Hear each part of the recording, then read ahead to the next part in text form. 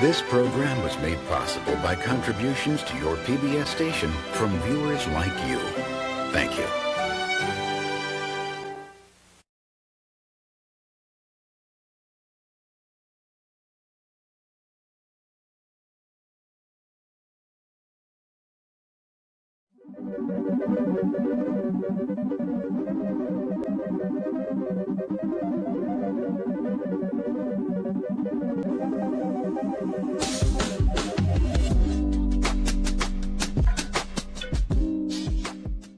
Hello everybody, and welcome back to the very last episode of 2026 for Analysis with Ro.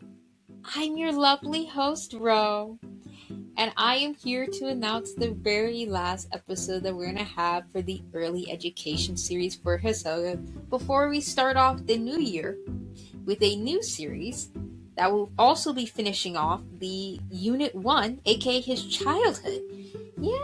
Everybody get excited because we're so close to finishing his childhood analysis so we can get into teenhood and then adulthood.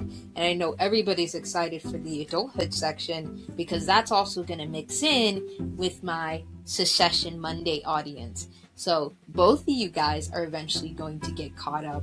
For those of you that are only following this analysis series, you're going to eventually get caught up to where he's in Secession, this, that, and the fourth. We will get there, right?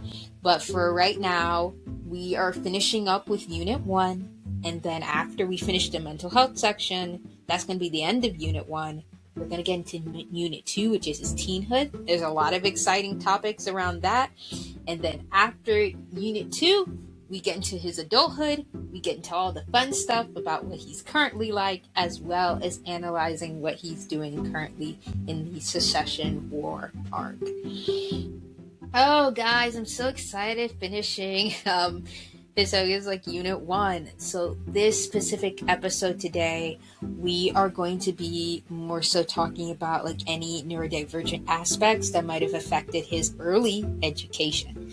So that's how we're going to finish everything, right? We're going to get right into the brain, and then we're going to continue off with that specific topic of analyzing his mind, and then we'll finish his childhood analysis, and we'll continue onward to his teenhood and then adulthood. All right, guys, I will see you in a little bit, and then we will get started on today's topic, which is around his mind.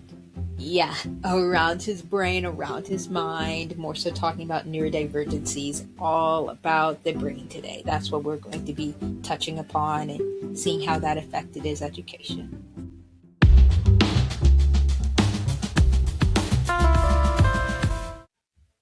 Hello everybody, welcome back, and let's get started on today's episode. So, first things first, we're pretty much going to be discussing how this neurodivergency, that being ADHD, is mostly going to affect his education and what that might look like on a day-to-day basis.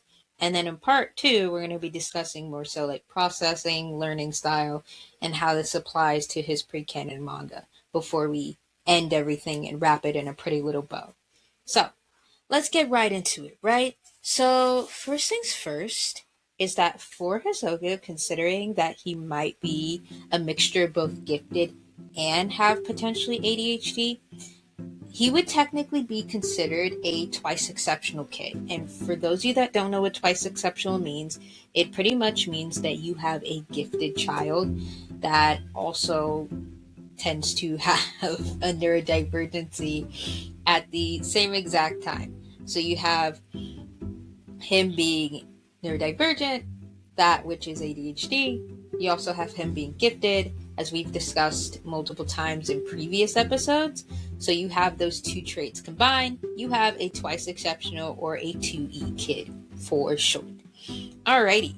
And then the next portion of that is that the following things are going to add on. So the first thing that I want to talk about is that with having ADHD, there also is a higher chance for things like procrastination on task and tends to wait until the very last minute to do things. Now, is this all the time? Not necessarily, but that tendency is higher, and that's probably due to things like executive dysfunction, which we will talk more about when we get to his teenhood/adulthood, but that's just something to keep in mind for his particular character. Another thing to keep in mind is tends to lag 2 to 3 years. So in other words, certain things when it comes to social traits or things that have to do with more so emotional maturity. There's this whole thing about like boys in general that tends to be behind in that. I'm not sure if that's like 100% true, as I didn't look into the studies and people be reading stats wrong, so I'm not going to depend on that for right now. Just know that most likely due to ADHD, it tends to be that boys tend to be behind on those traits anyways. Then I would imagine it's like kind of behind times 2 due to ADHD being kept in mind. Now, I'm not going to say this is the case for everybody or everyone who has ADHD tends to fall behind when it comes to social and emotional traits. I know that's not the case for everyone, but for certain people, and I think like boys especially, that probably is the case. So that's also something to keep in mind when it comes to his character.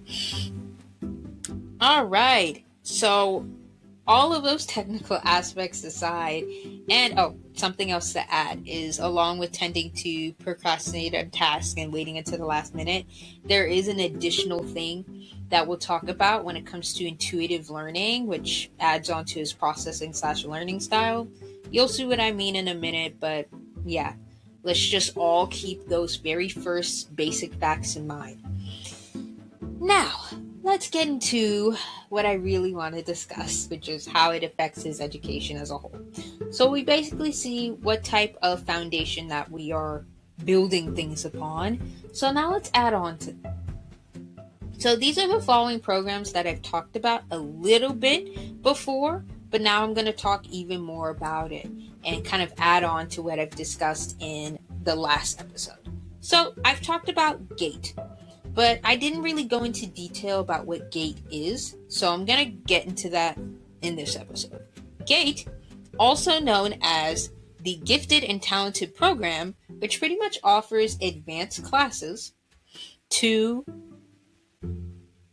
kids and students, right? It's like advanced classes, you tend to be ahead of your peers during this time. So you'll be ahead of your peers. You'll have everybody else in like either regular or maybe honors classes, and then you'll have the Gifted and Talented Program, which pretty much puts like unique children, if you will, in these special classes.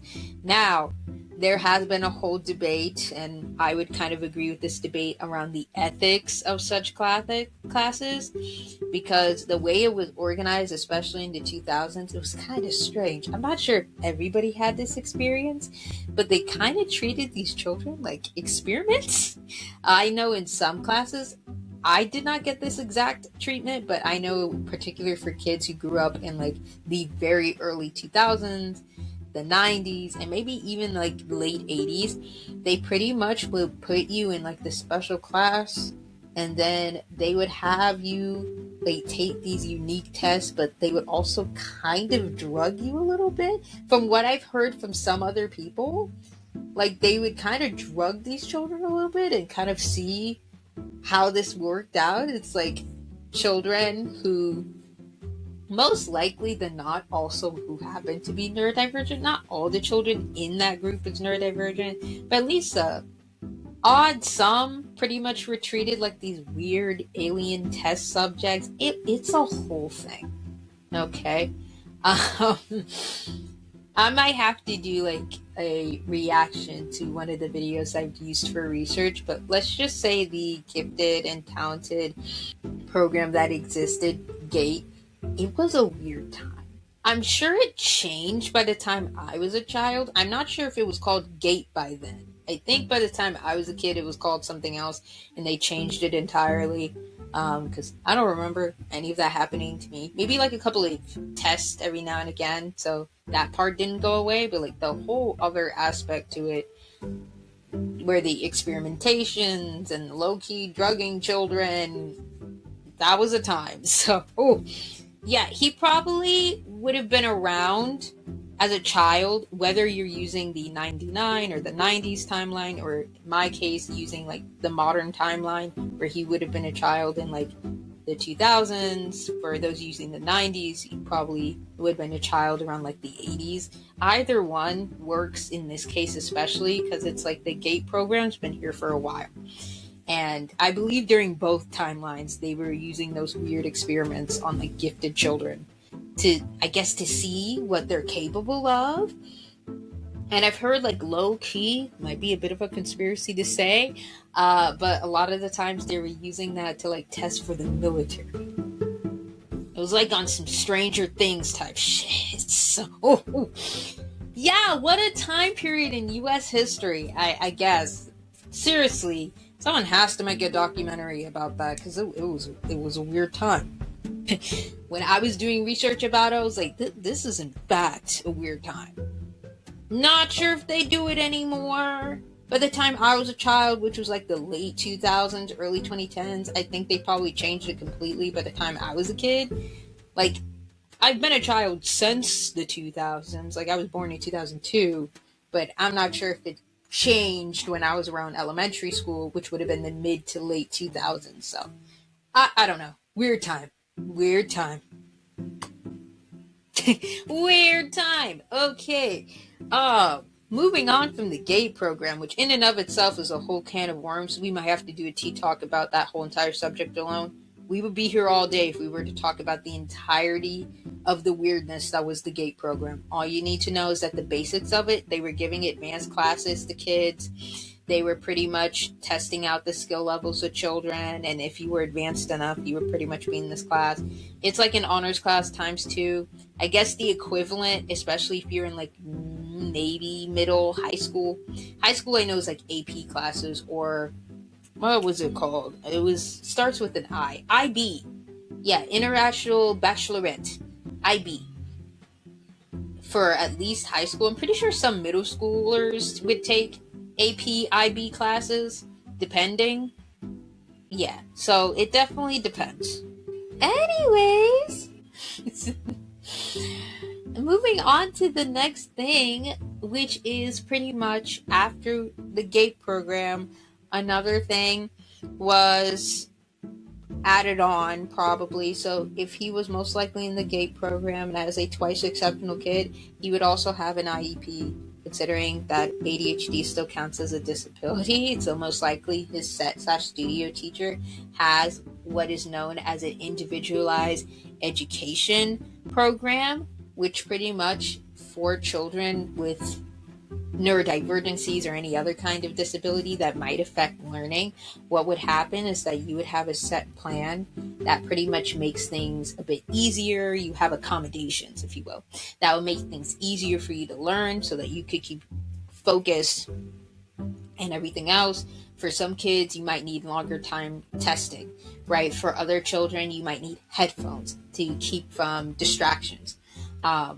There's different things, right? Other children, they might need fidgets, especially for, in this case, children who have like ADHD. Like, keep fidgets or things around to keep your hands busy, because if not, you're gonna pretty much have your hands or your mind be focused on other things, and you won't be able to focus on the task at hand. And that's not ideal in an academic setting. So in order to keep focus, then you would probably have to have a couple of things to keep your hands and your mind busy.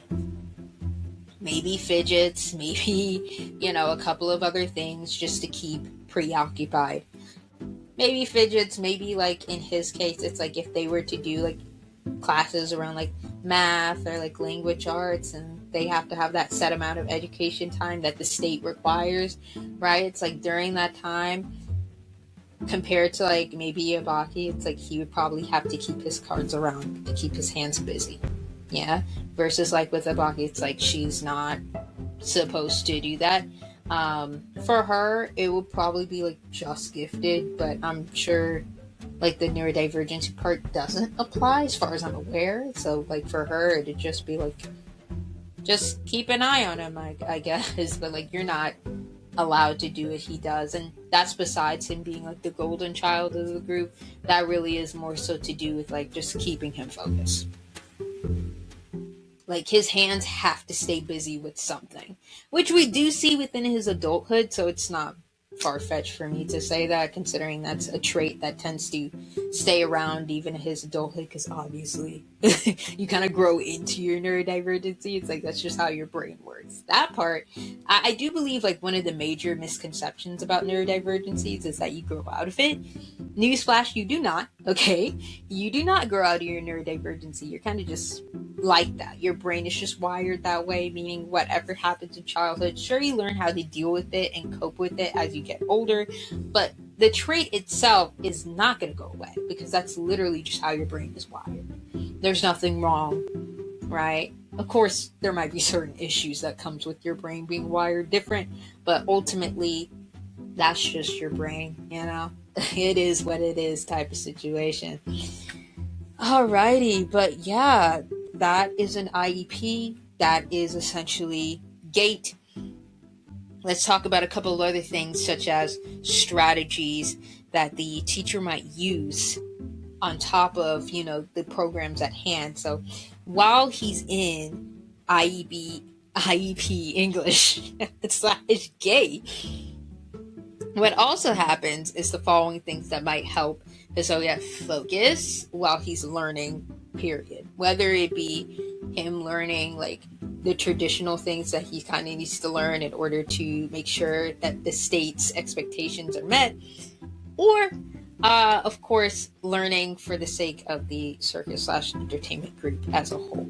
These are the following things that his teachers depending / managers have probably done. So the adult in question, teacher in this case, would tend to set a daily plan for projects. So in other words, as I said in the very beginning of this analysis, kids need structure. All kids, but especially neurodivergent children especially. They need a plan, they need a structure, and on top of that structure, they also need what is essentially a game-like strategy. You need to treat these activities as if they're a game. If not, you're losing these kids' focus, and you're probably not going to get it back. Now again, this can work for other children, but I'm just saying, especially for neurodivergent kids, keep shit like it's a game. Otherwise, they're not going to keep focused. So like, for example, let's say that for a Zoe in question, you want to plan out this certain trick that has to be done, right? Now, children, they go based off of rewards in general. But with neurodivergent children, it's rewards times 2. The reward has to be there, okay? The job will not get done unless there's a clear award, which is something we've also talked about in another performance episode previously. With the kids, you got to keep them active. You got to have a reward in the end. You got to treat everything like it's a game. This will most likely work due to how things are wired. We'll get into the specific wiring in the next section, but just know that because of said wiring, you're going to have to treat everything like it's a game. And again, we see this even in his adulthood, where pretty much everything's kind of set like a game for him, to the point where it's like, is he joking? Is he not joking? It's like 50-50. 50% of him, at least in his adulthood, he's joking. The other 50, it's not. However, it looks that way because, again, everything has to be seen as a game in order for him to focus. That's just him.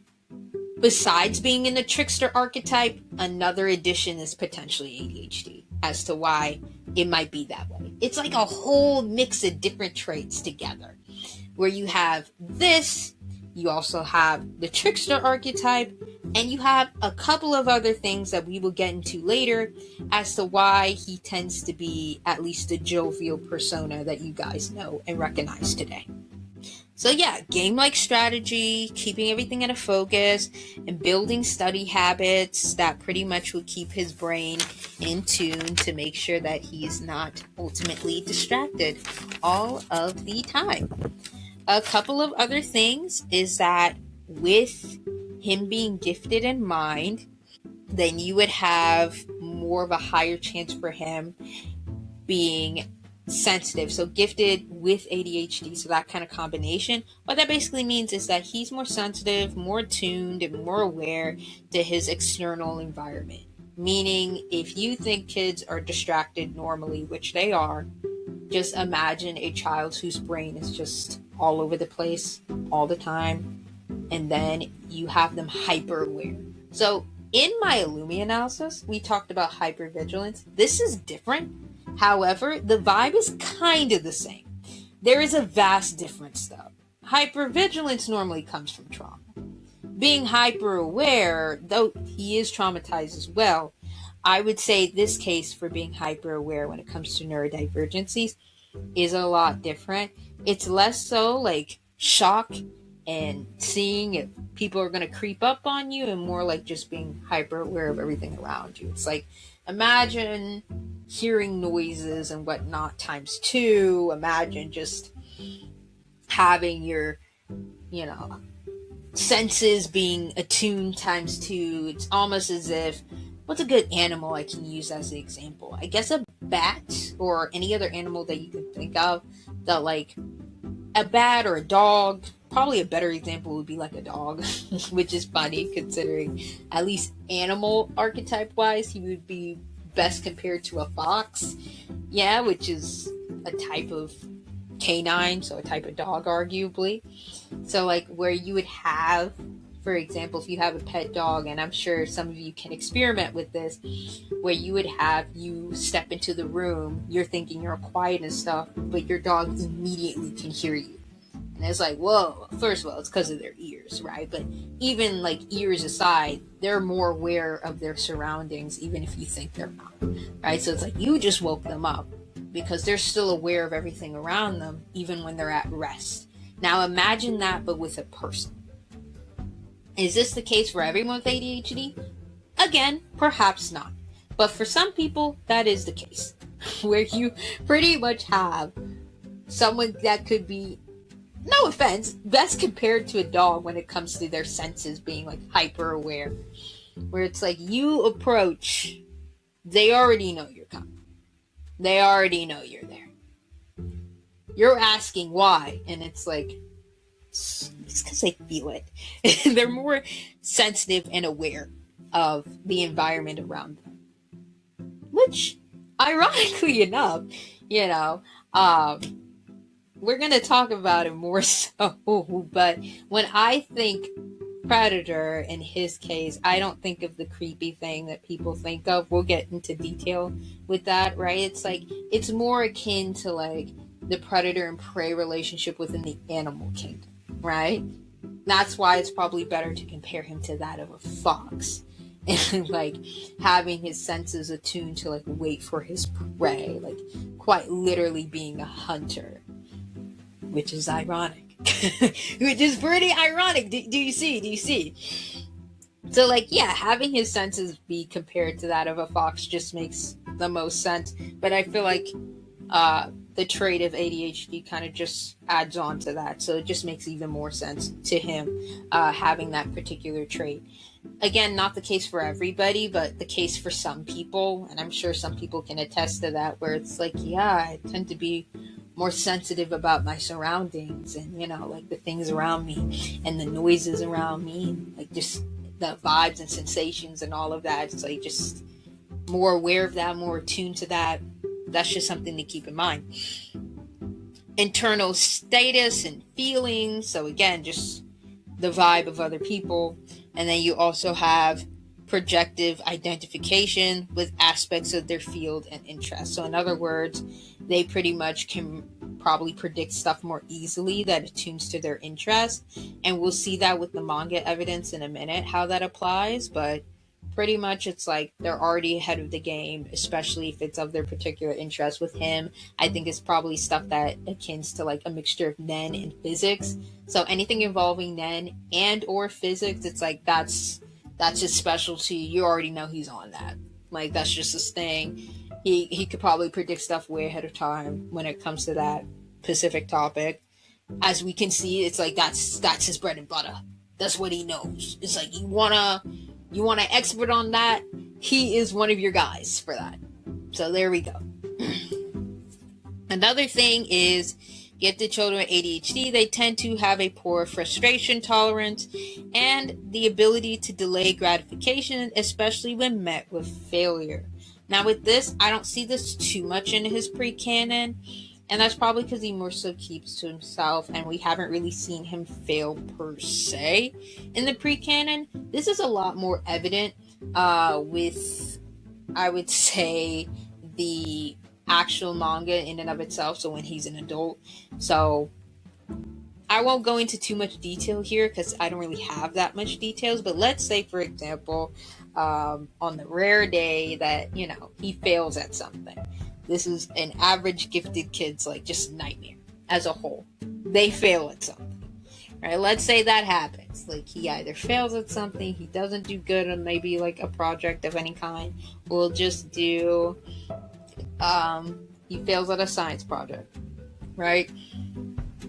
Did not get the grade that you expect. What would happen is, you know, the average child might get disappointed for like a couple of days, but ultimately get over it. Now imagine that situation happening, but the vibe is like very similar to the vibe he's having now, where he pretty much like has a grudge and can't get over said failure. And I say this like now as an adult because he's going against Frollo essentially because he cannot get over the fact that he didn't have the one-up in that situation, right? Like versus in other times where it's like he can be last minute and still win. That was the one time where it's like that did not work. And we see how that pissed him off. So like imagine that, but like in an average situation, like failing a test. He will be that one kid that would be like, I demand extra credit work and to retake the test. Because failure will not be in the picture. If you think his fiance is somebody who overworks, then oh man, you have not been paying attention to Hisoka either. They are meant to be. Okay? They're both overworkers, just in different ways. Like, I see it clear as day. They're both overworkers. It's just different for them. Like, the vibe and how they go about it is different, but they will work themselves to death, both of them, if given the chance. Like, he's free-flowing more so when it comes to it, but it's like, when it's really down to the bread and butter, it's like, that shit better ultimately be perfect. Like, the end result better be perfect. He's just a little more laid back with it. The results just have to be perfect. If they're not, then it's like mess arises. Disaster arises. You know, the works. The next thing after that is like delayed gratification after failure. You also might require a minimal amount of external stimuli. So what that pretty much means is, again, might need certain other things to keep it focused. So as I said before with the accommodations, so let's just say it's like might need other things, might be something to keep hands busy. For some people it's like me, I need to listen to music, aka the headphones. Just keeping a minimal amount of external stimuli to keep it focused, keep it big. Just making sure like the brain is busy, right? It's like might be multitasking, might be doing more than one thing, where another person would be like, that's too distracting. For someone that particularly has ADHD in general, it's like, that's actually something I need. Like if I were to listen to music, most people would probably listen to classical music. Not everybody, but like some people listen to classical music because it's like it has no words in it. Versus somebody else who has more so ADHD, where it's like, I need words. I actually prefer hearing other people talk, so my brain just stays active, you know, and has the distraction of somebody else instead of me doing it alone. I talked about it way back in the day, like in the last analysis for his fiance, where like body doubling is also a thing, where it's like I need somebody just there so I can keep focused, because me being alone is just not the way. There's all different kinds of things that represents like external stimuli, but an external stimuli of some kind to keep focus. I guess the example within like the adulthood, and we'll go into more detail about it. There's plenty of examples, but if we're going to use a Succession example, him at the casino definitely still counts, where he's like focusing on a plan on how to defeat Krillin, but at the same time playing like card games. That also counts. So if you want to count that, that counts too. Next thing, so after external stimuli, you also might have difficulty transitioning to a new task or activity. So pretty much what this basically means is like if you hyper-focus or hyper-fixate on one thing, you might have a hard time like adjusting to something else. I can definitely see this a little bit within his childhood, but this is probably more so of a teenhood/adulthood kind of thing. But let's just say again, he's focusing on one certain task, or in this case, considering we are in the Succession war arc, if he were imagining, like if we were imagining him as an adult right now, it's like him making the plans that he's making, right? It's like might not be able to focus on anything else. If he were to plan on any other strategy, like let's say he has to do a Heaven's Arena fight, and he does the rare thing of planning ahead of time. Maybe that's not always the case, but the times that he does, that's probably all that he'll focus on. Those are pretty good examples. There's plenty of others, but if he were to like do a certain performance, right? Like let's say, I guess an example within the pre-canon would be like if he were to do a specific performance and be like, I have to learn this certain routine, he would just be focusing on that routine and that's it. Like there's no distracting him. There's no nothing. Like you distract him, you're the devil reincarnate. Like how dare you distract me? I have to focus on this one task alone. And that's pretty much what that would mean. Like just focus like a cat. Like just, I must hit the target no matter what. That's the mindset. That's the goal. You also have, on top of that, ironically enough, tends to be forgetful and have poor organization and time management. We see this. The clearest examples, like that one scene, we'll talk about it more when we get to his adulthood. But like that one scene with his fiance where it's like, did you not watch the news? And he'd be like, no, I didn't. It's like, oh, that's the clearest example for that right there. But if we're going to go back to, like, let's say his childhood, right? Like for the pre-canon, his childhood, aka what is the clearest example of like poor time management and poor organization skills? I would argue not many examples exist for that. Like, he's actually pretty well organized, but I think the only reason for that, I think the only reason for that is because, again, when it comes to being in the entertainment industry as a child, you already have a strict schedule that your managers and team have basically set up ahead of time. So it's not up to you planning anything. So I think the only reason we see him like this organized and this strict within his childhood is because it's not his schedule he's going by. He's going by like all the other adults' schedule, and he just kind of has to follow through in order to get paid. It's like, this is not even your schedule. It's like, you better follow through if you want to get paid. And it's like, okay. So that's the only reason why. That structure, as we said before in previous episodes, heavily manufactured. That's pretty much the only reason where it's like he's not all over the place like he would be for his adulthood. It's not his set schedule to begin with. Only reason. It's somebody else's time. So that's why we see him in this organized way. Had it have been his time, maybe things would have been different. But it's not his time, so there we go. And then the last thing that I could say for how this would affect his education specifically, before we get into like processing/learning styles, is that he could do well in projects, but tends to have difficulty following multi-step directions.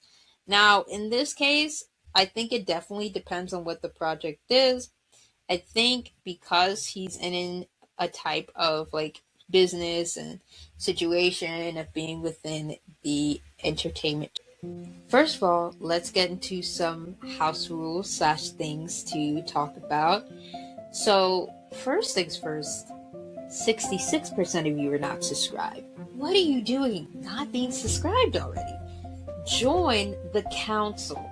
There's all kinds of things going on. We have started our Succession Monday, where we pretty much talk about whatever's going on within the Secession War arc for Hunter x Hunter every Monday, or every Monday that I get a chance to talk about said thing. We do deep dives about different characters and about the different plot points that are going on. It's great fun, but it's now about to be on Patreon pretty soon. The last public episode that I'm going to give y'all is somewhere around January. After that, it's going to be a Patreon only series. So not only can you join the family here on YouTube, but you can also join either my Patreon and or Ko-fi, which I'll put the logo for up above, where you can join the Ko-fi family and be a part of the council officially and support this channel so that we can do even more stuff on here. I have so many things planned for you guys, so many different movie reactions and whatnot, but I can only do it with viewers like you, right? It's like you guys keep the show active, you guys keep the show going. Subscriptions are enough, but also on top of that, if you want to further support the channel, then please click on the link down below. That's a Hoobie link. It will take you to Ko-fi. It will take you to Patreon so that you can further support the channel. All right, guys, I hope that you enjoy. And now, back to your regular scheduled programming.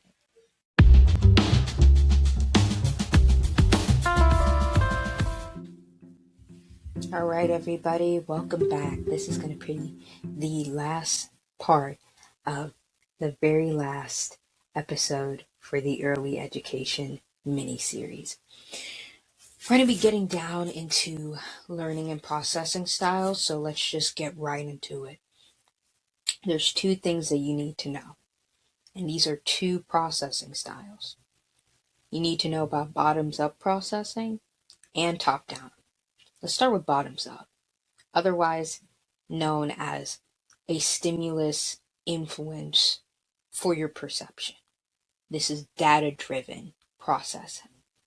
Another thing that you need to know about bottoms-up processing is that it begins with the stimulus, so the senses, if you will, and then it works towards your brain, where it's then analyzed. Think of this as a in-the-moment kind of processing, if you will, versus top-down, where it's background knowledge to influence perception, otherwise known as theory-driven. So pretty much this is stuff that you know beforehand, and it tends to be more holistic, and it stems from the big picture overall, right? So it's like you're theorizing about the big picture, uses context clues, past experience, expectations, and prior knowledge. So it's all about what you know from the past, versus bottoms-up processing, which is what you know currently, like the current information given right before you. Top-down, past information. Bottoms-up, present. In the moment, depends on the senses, like what you're going to do right then and there. Cool? Cool. Alright, when it comes particularly to Hisoka and how ADHD and processing would work overall, this might be the case for a lot of people. You know, everybody differs from the brain, but in general, when it comes to this specific brain type that we are dealing with, for Hisoka, what would happen is for bottoms up processing normally happens when tasks are incredibly difficult. We see this a lot when it comes to him fighting. You'll see a lot of that bottoms up processing occurring. So that happens a lot during his fights. This also happens for a lot of other things for his life, but we see this often with his fights. I think in the past, the fight with Maritno was a clear example of bottoms up processing the whole time. And of course, you also had the fight with Castro being another clear example where bottoms up processing is used. Top down processing is more so things like daily routines, something that we don't see as much, but I guess you could use his shower scenes, for example, or just something that's a daily routine, if you will. That's more so top down, things that are typically easy to remember. A routine, if you will, like I said, so a morning routine, night routine, things of that nature would probably be something for him that would be easier to remember, and therefore more so be akin to top down processing, in which the difficulty level for said skill is pretty low. And also, Another thing to remember about processing is, of course, this can all be destabilized by like some form of a distraction to the point where it's like you kind of have to start all over again. That's just also something to keep in mind. So again, top down, bottoms up. Top down happens with like routines, easy skills to follow through, low amount of difficulty. Bottoms up, high amount of difficulty. You have to have a lot more of those critical thinking skills mixed in, along with like data-driven knowledge. Got it? Good. All right. Now, another thing that you have to note that along with the processing styles that we've learned about, he also tends to be a self-directed or self-driven learner, otherwise known as a hands-off / minimal help learner. What that pretty much means is exactly what it sounds like, where a lot of the learning processes that he has is independent. Doesn't really need too much help from teachers / instructors at all. Really is just like prioritizing the self. When it comes to this particular learning style, it's a lot about self-direction, pretty much just being like, I'd rather be on my own. I don't need teachers' help really. Like, you're a great example, a great guide, but ultimately let me teach myself this one thing.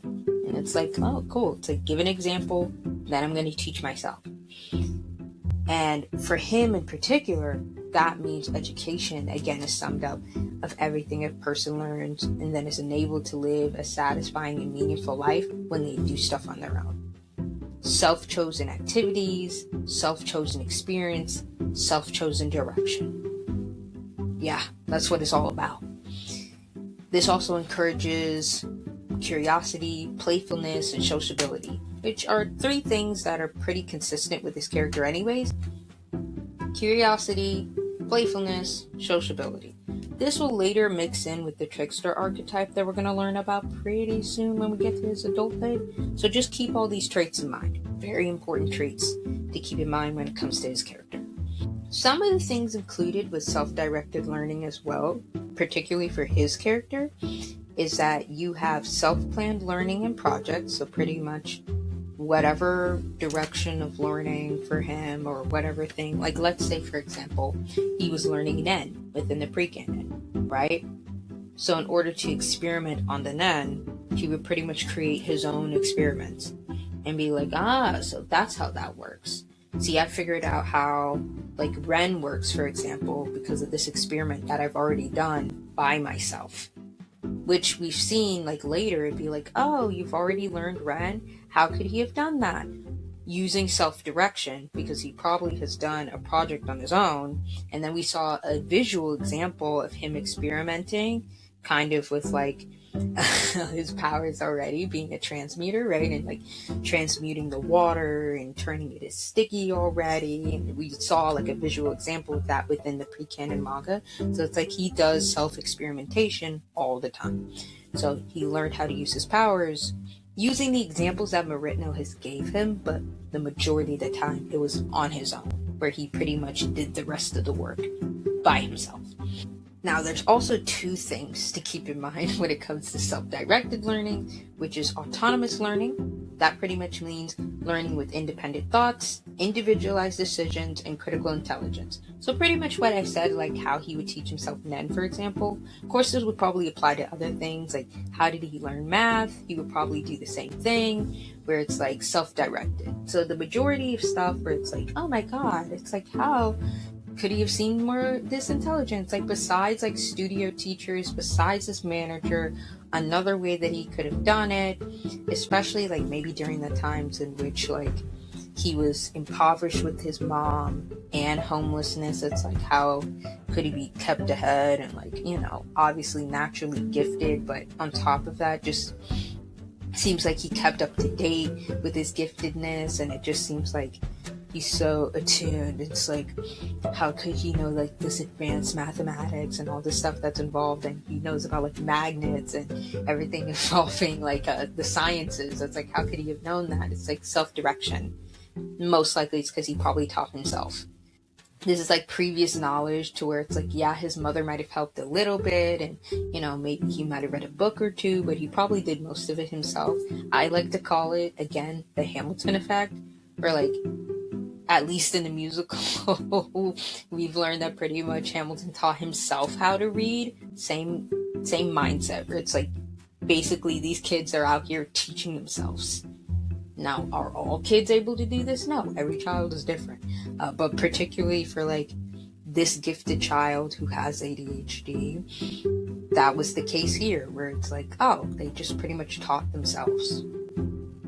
Crazy work. But yeah, that's what went down. The next thing, along with autonomous learning, is that you also have oxydilaxy. Oxydilaxy? I don't know how to pronounce it, but that word specifically. And that pretty much refers to self-instruction outside of traditional schooling. So, same thing of what I've basically been saying, it just adds on to pretty much teaching oneself how to do something. So it's like, you'll have some guidance and, again, minimal help from the adults around you, but ultimately it's like, I got this, I'm on my own, I'll teach myself. I'll figure it out using a whole lot of self-experiment, see what I need to do, and then, bam, I've mastered it by myself. True giftedness, ladies and gentlemen, true giftedness. All right, so that is pretty much being a self-directed learner. But what else comes with that, The last thing that I want to talk about, along with being a self-directed learner, is the learning style that comes with that. So he's a self-directed learner. We have a mixture of bottoms-up and top-down processing. All of this combines with the addition of him being an intuitive / kinesthetic learner. Let's talk about those two words, right? Kinesthetic, intuitive. So most likely, Hisoka is an intuitive learner, which pretty much means he's the type of student who's a dreamer, right? A lot of imagination, and is committed to their own values. This is something we definitely see a lot throughout his entire character. This is important. This is consistent. One of the best reasons to give, again, is because of that trickster archetype. So that definitely fits into his general personality. This is who he's supposed to be. Lots of imagination going on. Lots of play. Lots of high spirits, A dreamer, committed to their own values, aka following the beat of their own drum. That's the general vibe that you were kind of supposed to have with this character. Let's keep going. Besides all that, also is open to alternatives, right? It's like willing to see like what types of plans work, willing to experiment. Once again, experimentation is a huge part of his character. Free flowing, free vibes. It's like one with the wind, one with the ocean, one with the vibes. It's like, that's just his general character, right? Where it's like, I'm open to experimentation. I'm open to seeing what works. It's not really strict. It's not really by the books. And again, that adds on with the trickster archetype that we'll later discuss. But that's also just something that's a part of him since childhood, where it's like the free flowingness, that's been a thing. That's just him. And again, new ways of self-expression. We definitely see this with like how he tends to do like his makeup, for example, how he might experiment with his hair, where it's like originally, yeah, he did it for the sake of like entertainment, mostly because you kind of have to be seen on stage, and stage makeup is a huge thing. But then even after, being on stage, it's like might still do some experimentation with clothing. His life is more so just being consistently on the stage, so like changing personas, like changing the way that you do things time and time again, like being an artist to basically one's own body. That's just something that you also would see with his character as well. He's also known to approach learning in kind of this eager fashion. So eager to explore new ideas, generate new solutions to problems, and then discuss moral dilemmas. We definitely see the moral dilemma and discussing more dilemmas when he's an adult, more so than childhood. The times that we did see with his childhood is when he was talking with Marino. So whenever he was talking with Marino and having those discussions with Marino, we definitely saw small inklings of what he would later end up talking about or like talking with as an adult. We definitely see more so philosophical conversations with him as an adult. More so like with his fiance, that's probably where we see him conversing the most when it comes to those topics. So like moral dilemmas, it's like every now and again kind of thing. Low-key, I do wish that Togashi kind of had more of those conversations for him. I'm hoping to see that later on where he continues to have these kind of philosophical conversations with people. If it just happens to be with his fiance, that's fine too. Honestly, I love when they talk to each other. It's like one of my favorite moments. But anyways, it's like that's also something that you see a whole lot with this character. Two sides of the same coin. It's one conversation that I can remember amongst like many others. So yeah, discussing more dilemmas, generating new solutions to problems. We saw this again probably most adeptly or very much so when he was with Marino, like creating solutions to one, that performance that was about to happen. And it's like they needed a solution for the performance. It's like, hey, I'm willing to volunteer and willing to see what I can do to essentially help out the performance. That was one example. Again, another example is seeing the problem solving when it came to like figuring out who was the talent murderer. Turned out to be his own like manager / teacher. He figured that out using like problem solving skills.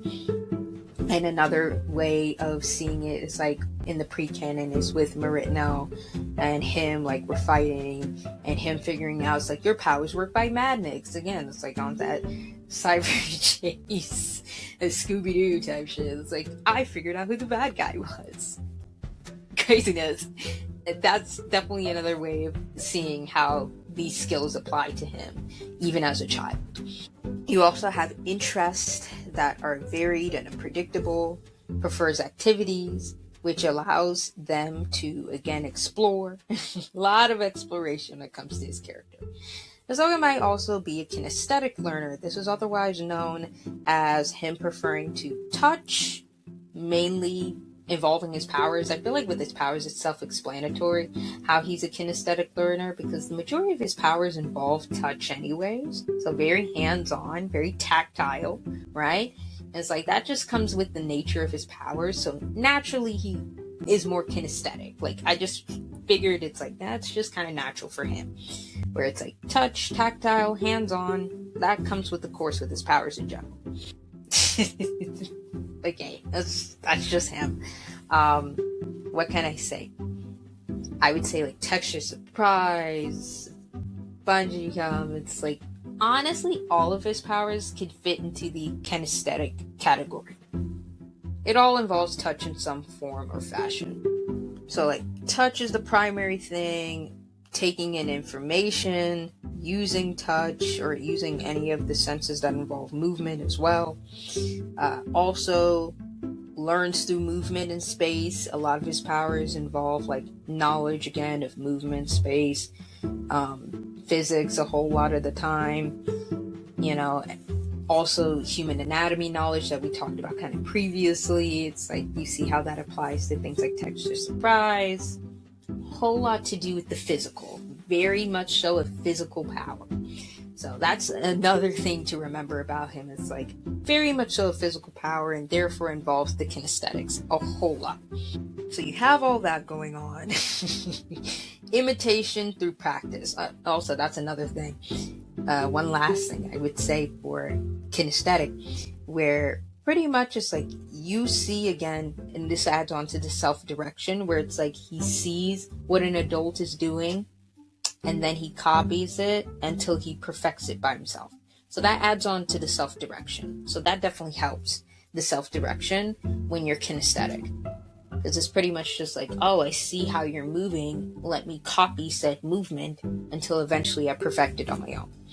And then you have preferring instructors that use real life examples, which is probably why he prefers like Marino's instructions when it comes to like Nen and stuff, because at least with Marino he showed like physical examples, and I guessing and assuming for Hisoka that was probably the easiest way for him to learn, and like I said before, pretty much picking up the movements and then practicing on his own.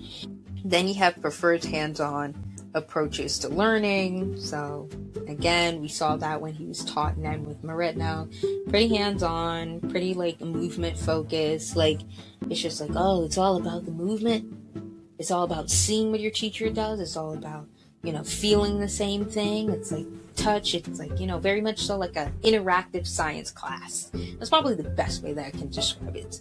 Pretty much like an interactive science class where it's like, oh, you know, it's like we're getting down and dirty. It's like one time in school, I don't know if all students do this, but at least for me, it's like, for example, if you wanted to learn about the body parts of an animal, you would dissect a frog, right? Getting into like the whole anatomy of a frog, it's like you would dissect a frog to understand the frog better.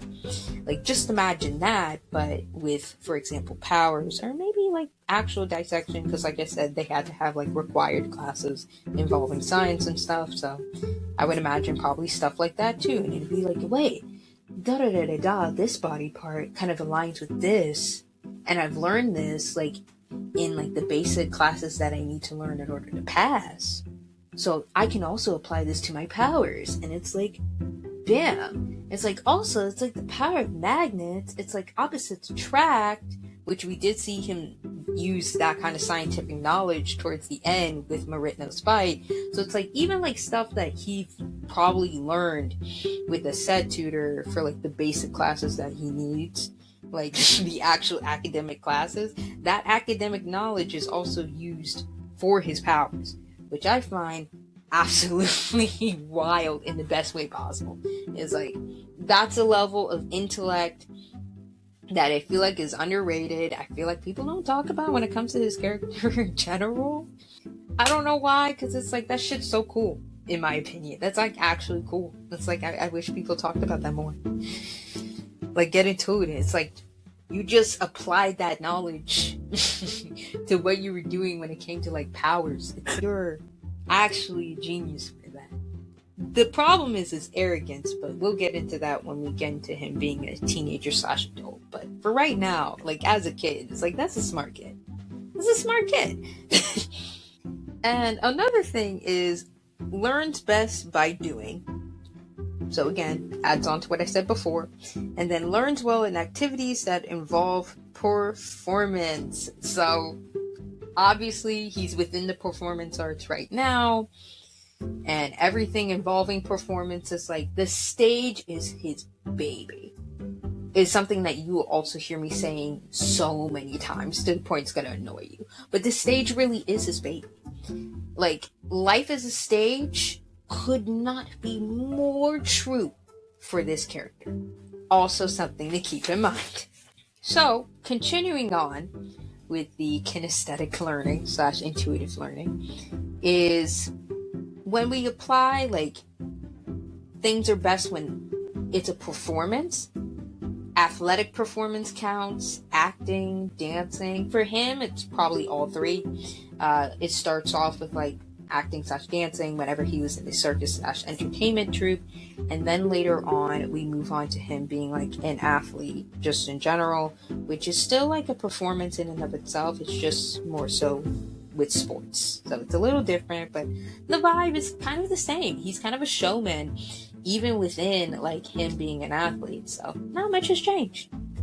Works well with their hands in areas such as like repair work, sculpting, art, or working with tools. Again, this is probably more so best explained with his Nen and just how his Nen works in general. You could pretty much see that skill level of like using his hands for the most part and being really physical when it comes to his powers. This one's really self-explanatory. I would recommend like looking at the manga when it comes to him specifically, like just once, and seeing how his powers apply. That explains like working well with the hands. Self-explanatory, really. tends to be well coordinated with a strong sense of timing and body movements. This especially applied during that one time where he was doing the performances, and if it wasn't for him and his good coordination, I should say, he would have been severely injured. So it's like, again, going back to that, like flashback to that moment. Probably other performances as well that he's had where it's like the coordination's very well. We see this a lot of times with his adulthood as well, but it's like, yeah, it's like him moving across with ease, right? It's like flexibility, like things of that nature could also apply to a strong sense of timing and body movements. Another thing is often wiggles, taps his feet, or moves their legs when they sit. Now, this is something that I don't see too often, but that's only because we don't really see him sitting a lot of the time. But he does tend to move his hands a lot while sitting or needing something to essentially move with, whether that be mostly cards, but probably other things as well. So it's not only feet that I see. Not to say that it doesn't happen. It's just, again, something that I probably need to observe better. But definitely with hands, I should say that this is the truth more so. And then it's often labeled as hyperactive. Now, for him, here's the deal, right? Because it's like a 50-50 for him. That isn't to say he's not hyperactive, but I don't think he's as hyperactive as people think, at least during his adulthood. His childhood, I would argue, not as hyperactive either.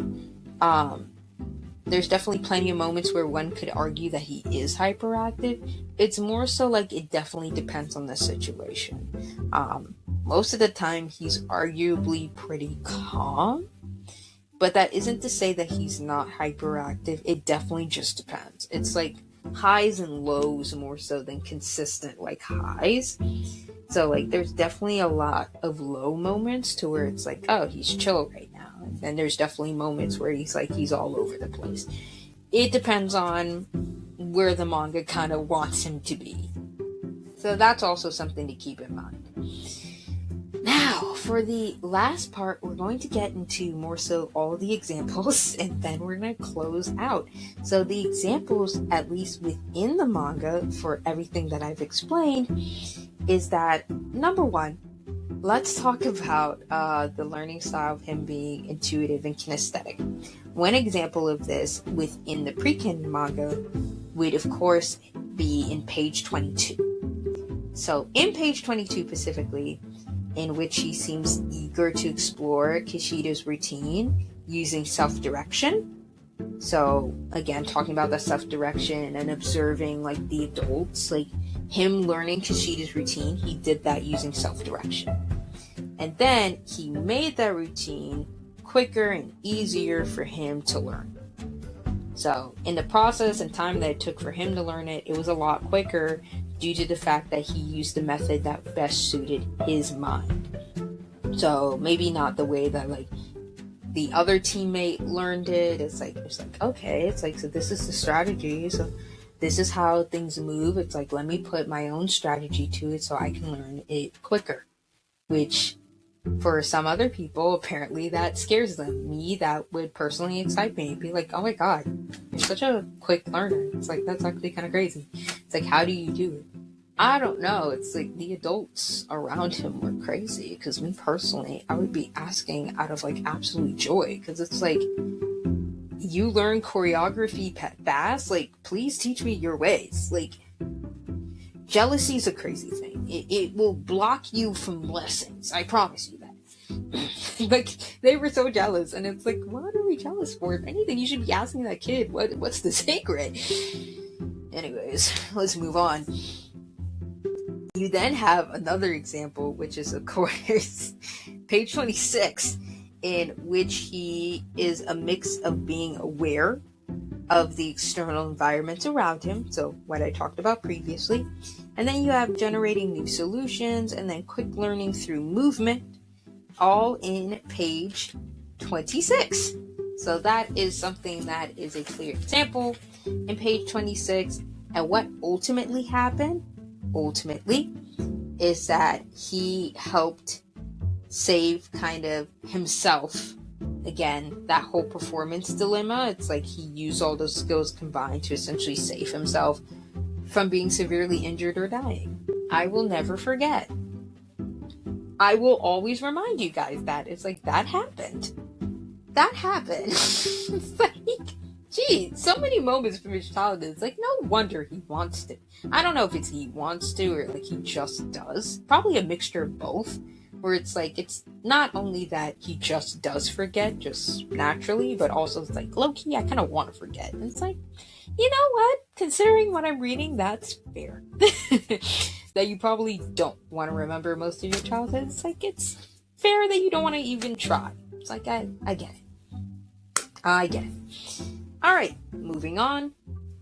You also have Meritno notices his genius, innate senses, and observation ability, which also aligns with needing a more self-driven learning technique, as well as intuitive learning and being aware of external stimuli. So pretty much it's like probably noticing the type of teaching method that he would need in order for Hisoka to pick up on things like Nen quickly. And of course not only Nen, but like something that probably he would pick up on, maybe talk to a couple of studio teachers to be like, hey, he tends to pick up on skill levels in this particular way.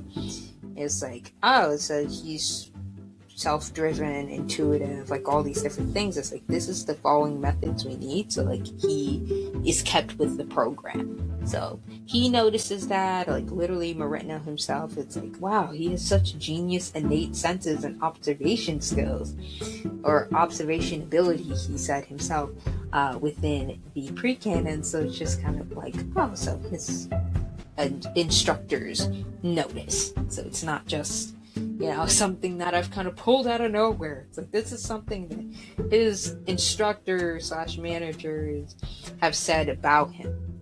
Next thing, on top of the evidence that we already have, is that in page 33, Hisoka most likely used bottoms-up processing in order to learn about Ren. So again, what I've talked about previously.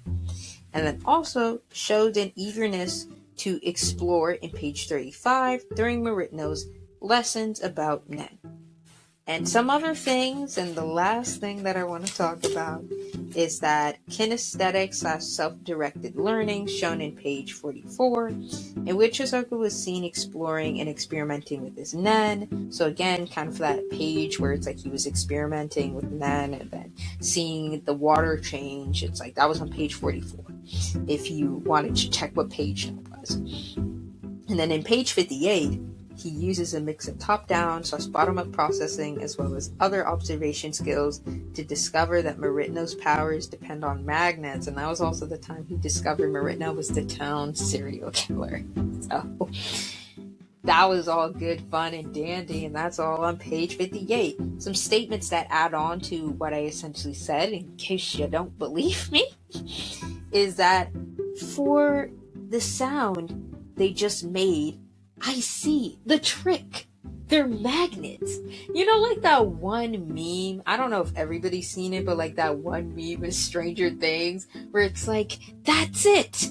This thing, I have a theory. It's pretty much that shit. Before Hisoka, pretty much. Like, it's absolutely insane, ladies and gentlemen. It's pretty much that shit, but like for him. Oh my god. Oh, it was pretty much that, where it's like, that thing, I got it. Magnets. I always say it's Cyber Chase moment, but I guess Stranger Things also fits into that category of like characters just randomly theorizing, and it just like works out in the end. Whatever works, but it's like, I get it. I see what the trick is. They're magnets, and it's like, you know what? Sure, on that PBS Kids Stranger Things type time in, whatever, bitch. Like Saturday morning cartoon type shit. Honestly, I would love to see a Saturday morning cartoon of his pre-canon. I would not mind. Like, hey, somebody needs to make that shit happen. Call Togashi and who do we call? Warner Brothers? Warner Brothers when it came to like Saturday morning cartoons, that's who you called back in the day. We need to bring back Saturday morning cartoons now that I think about it. We don't really have that anymore. See, these kids are deprived. They're lacking imagination because they're deprived. Let's move on. Next part. You also have every time you're done airwalking routine, Maritno, I've noticed that the necklaces on the people in the audience strangely begin to like levitate. And that's how I figured out you're using magnets for your powers. It's like again on that Scooby-Doo cyber chase, Stranger Things type of timing where it's like I figured out the mystery.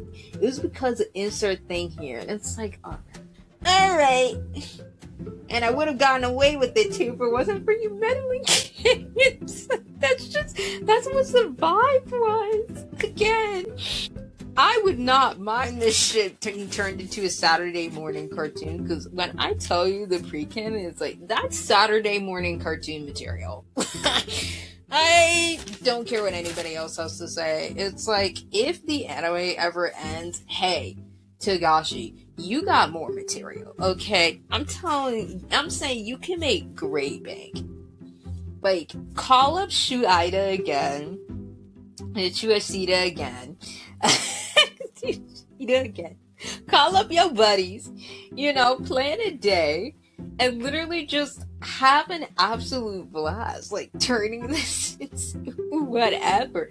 I want you and him a part of the plans. Because only you and him know how to create such geniusry. I want nobody else. Well, maybe other people, of course, to like work on the animation and stuff, but it's like this is Saturday morning cartoon material. When I tell you that pre-canon moment, I was like, okay, I feel like I'm on cyber chase again. I don't mind